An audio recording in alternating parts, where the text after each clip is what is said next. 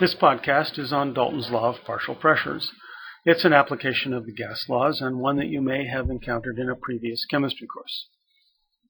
Dalton's law of partial pressure states that the total pressure of the gases in a container is the sum of the pressure each gas would exert if it were alone, which makes sense since in our ideal gas approximation we are making the assumption that the gas particles are independent and do not interact with each other.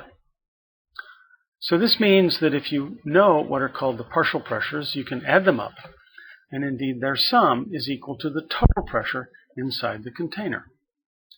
Now you need to remember that pressure is equal to nRT over V using the ideal gas law, because it means that the total pressure is in fact the sum of these individual nRT over V's. But since we're all in the same container, and R doesn't change, and the temperature for every gas is constant, we can make the assertion that if you added up all the moles and multiplied it by RT over V, we would get the total pressure. Now this has real usefulness in calculations involving gases, because the mole fraction enters into it. This is the ratio of moles to the total moles in the sample, and something you may have done before. It's given the Greek letter chi. Well, with gases, since moles are directly proportional to pressure at constant temperature and volume, it follows that the mole fraction can be determined using the pressures, where chi is equal to P1 over total P. So, here's a sample question.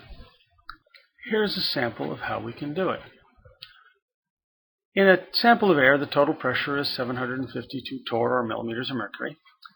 And if the nitrogen is found to be 592 torr, what's the mole fraction?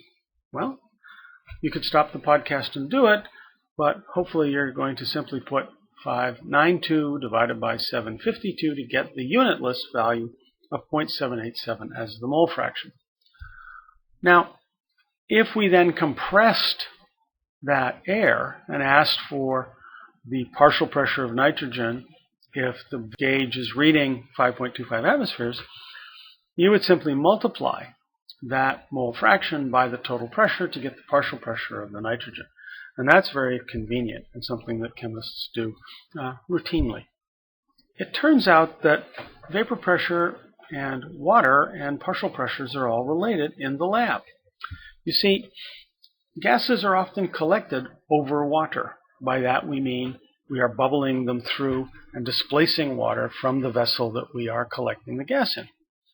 So if we're going to do calculations, we need to make certain that we subtract the vapor pressure of water from the total pressure to find the pressure of just the gas that we have collected. Now you know that vapor pressures are temperature dependent, and if you pull out a table of vapor pressures of water, you will find that they're listed by temperature. Here's a sample problem. Dinitrogen monoxide can be produced by the decomposition of ammonium nitrate. If the ammonium nitrate was collected over water at a total pressure of 750 millimeters of mercury and 22 degrees C, then what was the mass of ammonium nitrate that we decomposed to produce 820 mils? Now you look it up in the table, and the vapor pressure of water at 22 is 21 millimeters of mercury, so that in order to do this calculation, we need to subtract the 21 millimeters of mercury from the 750, and we would use 729 millimeters of mercury in the calculations. Go ahead and stop the podcast and solve the problem, and when you restart it, you'll get the answer. The answer should be 2.6 grams. And that's a short run-through on Dalton's law of partial pressures and how it's used.